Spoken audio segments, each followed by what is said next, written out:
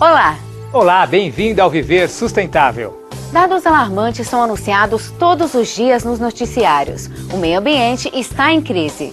Ao mesmo tempo, a mídia colabora com a conscientização da sociedade e ainda dá tempo de reciclar as ideias. Veja no programa de hoje. Relatório Planeta Vivo 2010 alerta a pegada ecológica mundial. Saiba qual é a importância da mídia na conscientização ambiental.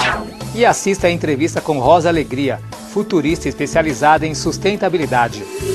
O planeta está em alerta. Hoje, a pegada ecológica mundial requer mais de um planeta para atender a demanda de consumo. Veja o que diz o relatório Planeta Vivo 2010.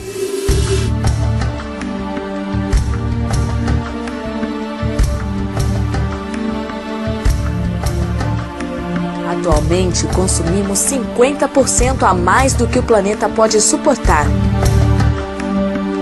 As populações de espécies localizadas nas regiões tropicais do planeta estão em crescente queda. É o que aponta o relatório do Planeta Vivo 2010, publicação que apresenta a principal pesquisa sobre a saúde do planeta. Foram analisadas cerca de 8.000 populações de mais de 2.500 espécies. A pesquisa mostra uma redução de 30% dessas populações desde 1970. O declínio é mais acentuado nas regiões tropicais, onde se verifica uma queda de 60% em menos de 40 anos. Enquanto assistimos à perda da biodiversidade nos trópicos, os países desenvolvidos vivem um sistema de consumo excessivo e elevadas emissões de carbono. O relatório também mostra que em algumas áreas temperadas houve uma recuperação promissora de populações de espécies, graças em parte ao aumento dos esforços de conservação da natureza e um melhor controle da poluição e do lixo. No entanto, nas áreas tropicais, houve uma queda de quase 70% nas populações de água doce que foram rastreadas. Esse percentual corresponde ao maior declínio já analisado em quaisquer espécies, tanto em áreas terrestres quanto aquáticas. Um dos indicadores utilizados no relatório demonstra que a nossa demanda por recursos naturais duplicou desde 1966 e que utilizamos o equivalente a 1,5 planeta para sustentar nossas atividades.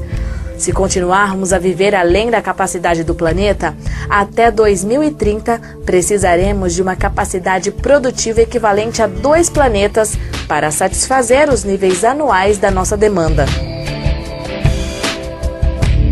A pegada de carbono também aumentou de forma assustadora e nesses últimos 50 anos multiplicou-se por 11. Isso significa que hoje o carbono é responsável por mais da metade da pegada ecológica mundial. Os 10 países com a maior pegada ecológica per capita são Emirados Árabes Unidos, Catar, Dinamarca, Bélgica, Estados Unidos, Estônia, Canadá, Austrália, Kuwait e Irlanda. O Brasil ocupa a 56ª posição nesse ranking. Se as tendências atuais de consumo forem mantidas, chegaremos a um ponto sem retorno. Se perdemos a biodiversidade, destruímos o sistema pelo qual depende a vida.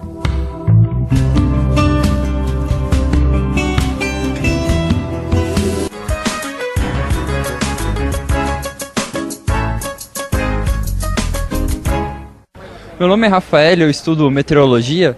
Eu gostaria de saber se a água é renovável e o quanto ela é renovável. Depende do volume de água retirada. Se esse volume for menor do que a capacidade natural de recuperação, de regeneração desses corpos d'água, é evidente que é uma água renovável.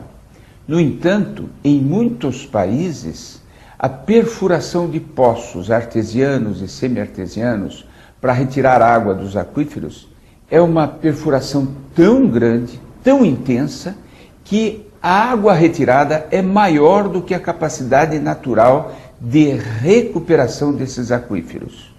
E muitos deles entram em depressão, ou seja, vem perdendo a sua capacidade de armazenar e de fornecer água. No Brasil, afortunadamente, nós mal iniciamos a utilização dos nossos aquíferos, entre os quais o aquífero Guarani. Nem por isso podemos negligenciar. Ao contrário, devemos tomar todas as medidas para cuidar bem dos aquíferos, principalmente nas áreas de recarga, que são aquelas onde o arenito fica à flor do solo. Meu nome é Adele, eu sou estudante de administração e também eu gostaria de saber quando uma empresa destina resíduos para outra empresa ou aterro industrial, cessa sua responsabilidade sobre o mesmo? Não cessa. Ela continua responsável ou corresponsável. A nova lei, a Lei de Política Nacional de Resíduos Sólidos, assim como a legislação anterior, definem que a responsabilidade sobre os resíduos é da empresa geradora, aquela que produziu, que gerou esses resíduos. Mesmo que eu terceirize, que eu contrate outra empresa para a coleta, o transporte, o tratamento final, a destinação final desses resíduos, mesmo que eu terceirize, eu continuo responsável. Daí a importância de se escolher bem essas empresas que tratam de resíduos. Verificar se elas estão dando o tratamento adequado em todas as fases do processo, porque a empresa que gerou, ela não vai ficar livre dessa responsabilidade. Ela continua corresponsável numa responsabilidade compartilhada, solidária ou isolada. No próximo bloco, descubra qual a importância da mídia na conscientização ambiental. Continue aí. Olho vivo, consumidor. Nessas eleições, vote conscientemente. Seu voto é um poderoso instrumento de mudança.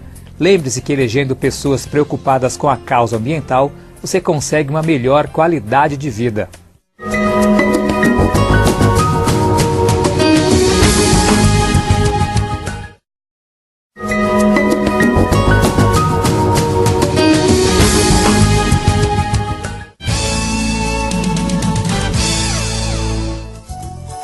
Você sabia que frutas e verduras da época são mais fáceis de serem produzidas? Elas demandam o uso menor de insumos agrícolas que, na maioria dos casos, poluem solo e água. Os alimentos orgânicos, por exemplo, também são mais nutritivos. O Viver Sustentável está de volta. A imprensa possui um fundamental papel na formação de opinião da sociedade. A mídia, de uma forma geral, colabora com a conscientização ambiental em todo o planeta. Veja a reportagem. A escassez dos recursos naturais, as tragédias ambientais, os crimes contra a natureza. Esses fatores fazem do meio ambiente um tema importantíssimo a ser abordado pela mídia. A humanidade já consome numa proporção tão absurda que hoje são necessários 1,5 planeta para satisfazer as necessidades de consumo atuais. Os animais sofrem com o tráfico, a maioria morre antes de chegar ao destino final. As florestas são cortadas ou queimadas ilegalmente para dar espaço ao gado ou ao cultivo de grãos. Esses dados apresentados pela imprensa chocam, mas são fatos que acontecem bem debaixo do nosso nariz e muitas vezes não damos a devida importância ao assunto. A crise ambiental que a humanidade vive hoje, ela é tão grande, a escala dela é tão impressionante que as boas notícias, elas são pequenas demais diante da tragédia que a gente está assistindo acontecer no meio ambiente, e isso em escala global, não falo só no Brasil, né? A gente vê todos os países emergentes e tudo mais. Hoje ainda são poucas as mídias especializadas no assunto ambiental, até porque foi há pouco tempo que o público começou a descobrir o que realmente acontece com o meio ambiente. As questões como aquecimento global, tráfico de material genético, desmatamento ilegal, escassez de recursos naturais. O grande desafio deste século é promover desenvolvimento sustentável o mais rápido possível. E isso nem sempre depende apenas de ações políticas. Elas são sim essenciais, mas a mudança deve começar em casa e a mídia ajuda a reciclar ideias. Eu diria que a mídia é papel mais importante que você tem para conscientizar as pessoas, a sociedade, a mídia juntamente com o sistema educacional, com as escolas, com as crianças, né? Eu acredito que a mídia, e muito particularmente a televisão, tem um papel fundamental para conscientizar as pessoas para as questões ambientais. Porque, como diz um velho ditado chinês, uma imagem vale mais do que 1000 palavras.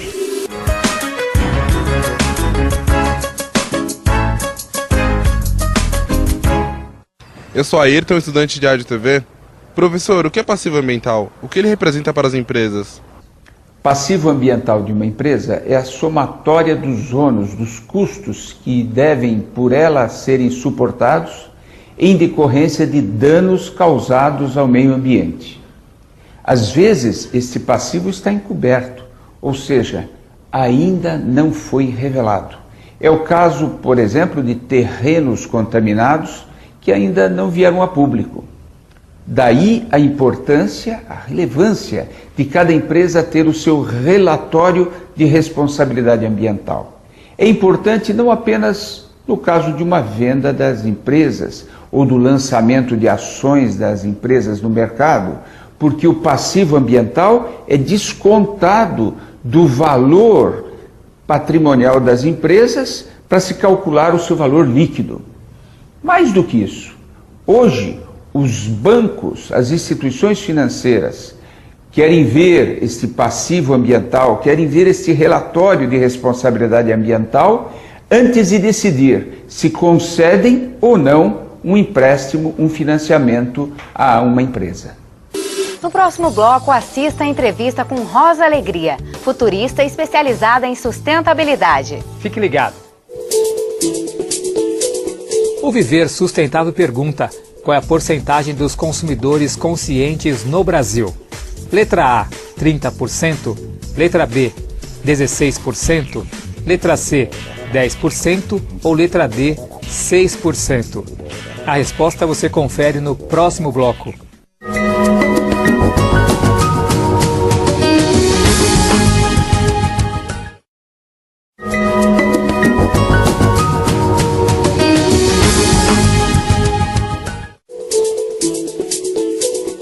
No bloco anterior, o Viver Sustentável perguntou qual é a porcentagem dos consumidores conscientes no Brasil. A resposta correta é letra D, apenas 6%. O Viver Sustentável está de volta para falar com Rosa Alegria. Ela é futurista e especialista em questões voltadas ao meio ambiente, à economia e à sociedade. Hoje temos a grata satisfação de contar com a presença de Rosa Alegria. Rosa Alegria faz parte do Núcleo de Estudos do Futuro da PUC, uma instituição que ajuda a definir os azimutes, os rumos, o futuro do país.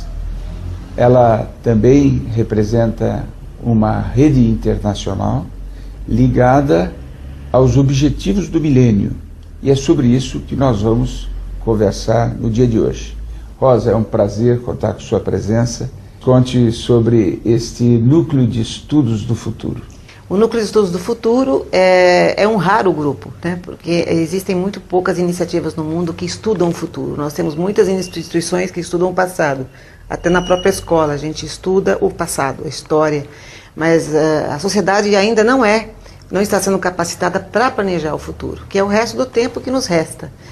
E o NEF, que é o Núcleo de Estudos do Futuro, que está vinculado à PUC de São Paulo, foi fundado em 2000 e que reúne uma série de pesquisadores, todos voltados a pesquisas prospectivas, pesquisas que façam projeções e prospecções a respeito dos rumos que estão norteando o futuro do país, na relação, logicamente, com o mundo.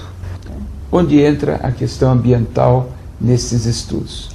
Um dos 3 eixos do nosso trabalho é o desenvolvimento sustentável. Nós não podemos tratar desse tema sem tratar da questão ambiental, que hoje é o foco da atenção do mundo. Nós vivemos uma época em que estávamos preocupados com a população, com a superpopulação do mundo, e hoje nós estamos preocupados com a supercrise que nos rodeia, na relação com a própria capacidade que nós, seres humanos, temos de conviver com o que resta. Rosa, como é que se insere ou como é que se liga esse projeto de estudos do futuro com os objetivos do milênio, que já estão definidos pelas Nações Unidas e que precisam ser implantados em todo o mundo? O que o futuro tem a ver com isso é simplesmente fazer com que as comunidades locais possam se mobilizar em torno dos seus próprios problemas e desafios. Então a gente faz as pessoas pensarem à frente, idealizarem o futuro que querem para os seus filhos, para as suas próximas gerações, visualizarem um mundo melhor, voltarem para o presente e agirem, atuarem com projetos, com exigências junto ao governo, demandando as políticas públicas para que atendam às necessidades locais. Nós trabalhamos em nível global, em nível local e em nível nacional. É assim que funciona.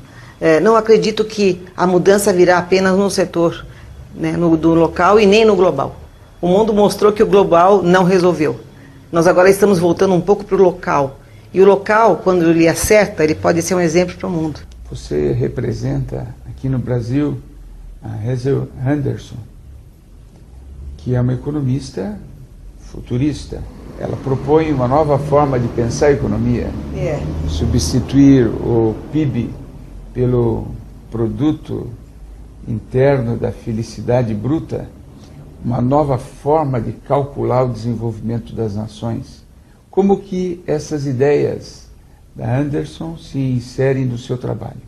Hoje, nesse momento em que a gente precisa de uma árvore viva, em que a gente precisa cada vez mais de água fresca para beber, em que a gente precisa de pessoas educadas, né, a educação de qualidade, em que a cultura está precisando ser valorizada, o PIB, na verdade, ele apenas mede aquilo que se mensura em termos de produção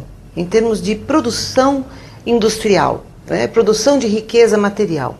Então eu vou dar um exemplo que traz uma ideia clara de como ele não resolve, e não faz mais sentido hoje no século XXI. Para o PIB, para a lógica do PIB, que é puramente de crescimento econômico, vale muito mais uma mesa de jacarandá puro sendo exportada para a Europa do que uma árvore viva. Essa árvore que tem 100 anos não vale nada para o PIB. Então, nós não podemos mais apenas, nesse momento em que falta água, falta ar puro, né, em que falta a biodiversidade, né, que ela está em extinção, falar de crescimento econômico. Nós temos que falar, sim, de desenvolvimento. E o desenvolvimento não aquele sinônimo de crescimento, né, que tem sido a agenda de muitos governos. E do nosso próprio governo. Vamos crescer, crescer, crescer, crescer. Não tem mais planeta, não tem mais espaço para crescer. Estão preparando a Eco 2012? Qual o trabalho de vocês nesta programação da Eco, que será no Rio e que comemora os 20 anos da Rio 92? O que hoje existe é um grupo de pessoas influentes, lideranças, e eu tenho o privilégio de fazer parte desse grupo, que estão trabalhando para que a Eco 2012 seja realmente um marco histórico mais importante do que foi a própria Eco 92. Né? O que eu espero é que seja o momento político mais importante desse início de século, que tem tudo para ser, mas corre um enorme risco de ser esvaziada. Corre um enorme risco de ser diluída em discursos fluidos e pouco pragmáticos. Nós hoje exigimos ação. A Eco 92 foi um diagnóstico da situação real do mundo. Foi a primeira vez em que o mundo todo se reuniu em torno de uma realidade que não era vista. Era a realidade do meio ambiente que nos rodeia e que estava em extinção. Então o que se espera? Que se espera ação. Né? Se espera simplesmente algo muito além do discurso. Né? E que essas dívidas que ficaram da Eco 92 sejam colocadas no palco da Eco 2012 e que possam ser debatidas não apenas com aqueles que se julgam mais inteligentes, mais educados, mais cultos e mais sábios. Nós queremos que a sociedade toda possa fazer parte desse debate. Rosa, você é uma semeadora de ideias maravilhosas, que esperamos colhê-las no futuro. Obrigada. Um abraço, muito obrigado pela sua participação. Foi um prazer enorme participar desse programa. Parabéns também pela iniciativa. Assista agora ao quadro Colunista com o Dr. Sérgio Weismann.